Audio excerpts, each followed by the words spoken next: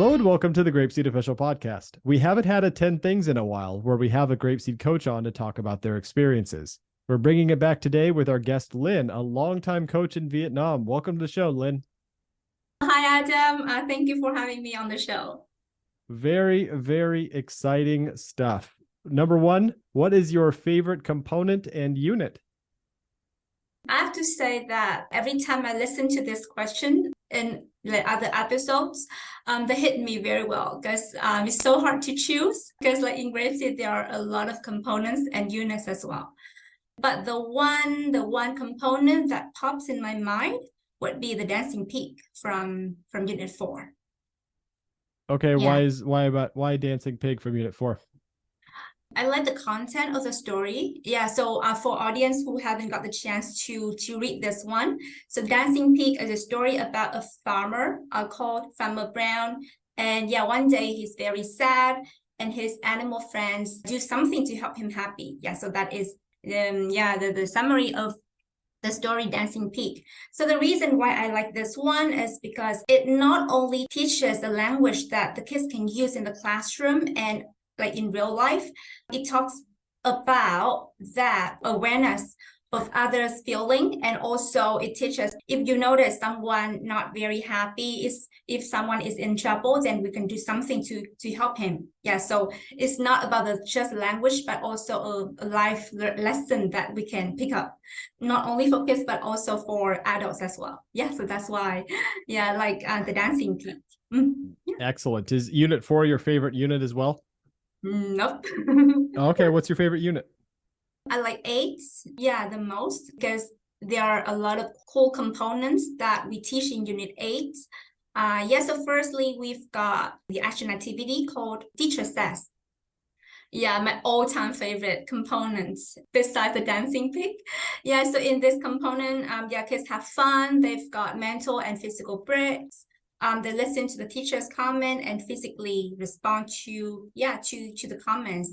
And that can create a lot of fun in the classroom. And also in Unit 8, we have Let's Start Reading cards.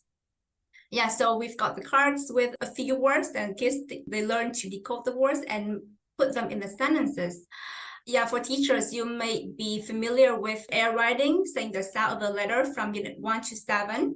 And now this effort pays off because we can see that kids, they start to blend the sounds.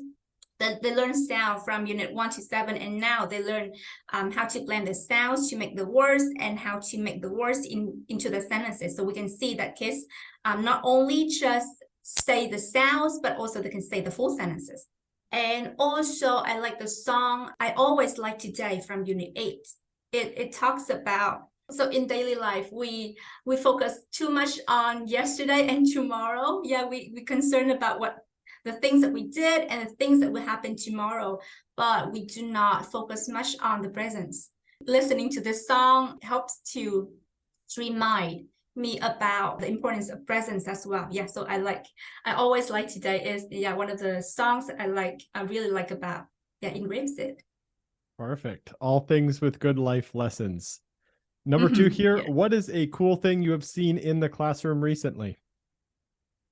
I've got the chance to visit a Unit 2 class with a very, very chill teacher. And in Unit 2, we've got a poem called Umbrella. And after she teaches the components umbrella, she asks the students a question like, why is the umbrella point to the sky? I sat at the back of the class and I thought, oh, why? I'm not sure the answer. And one of the kids, they stood up and they answered very confidently. They said, because the water is from the sky. So I said, oh, yeah, the rain is from the sky. So the umbrella needs to point to the sky. Yeah, so we can see that from this example, the students, they haven't learned the word rain yet, but still they can use some words, some basic words that they have learned in communicating with others. Yeah, so that is a very cool experience that I've seen in the classroom when I do the on-site visits.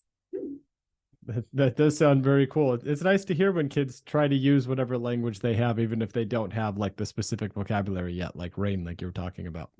Yeah, that's right. Yeah, even though they just unit 2, but I can say that, yeah, the full sentence, very cute response, explanation. Yeah, so that's something I remember for a long time now. Excellent. What is your favorite extra time activity to get kids using language from the components? I like the activity called Turn and Talk. Yeah, so basically at the end of the class, the teachers can ask students to make a circle. And they can practice asking and answering questions using the language from the chants that they've been learning. Yeah, for example, in Unit 3, we've got the chant, what is it? Is it a something? Yeah, so they can choose a prop from the classroom and each person can have a prop, and they use the prop and use a language to practice asking and answering questions with friends. Yeah, so they will turn to the friend, ask and answer, and then the next person will turn to the next friend. Yeah, and things like that. Yeah, that's really a valuable activity to use, and it works really for any unit, right? You can use that with Unit 1 all the way up to Unit 40. That's right, yeah. Changing gears a little bit, on the professional development side of the portal, what videos do you recommend most to teachers?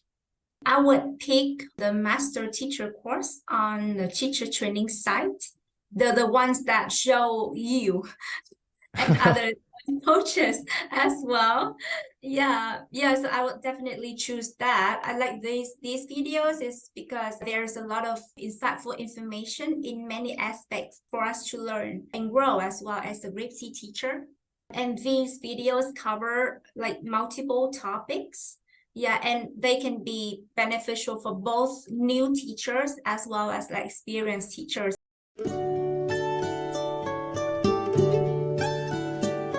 Goodbye, my friends, goodbye. I'm sad to say goodbye. It was a good day, but now I will say goodbye, my friends, goodbye.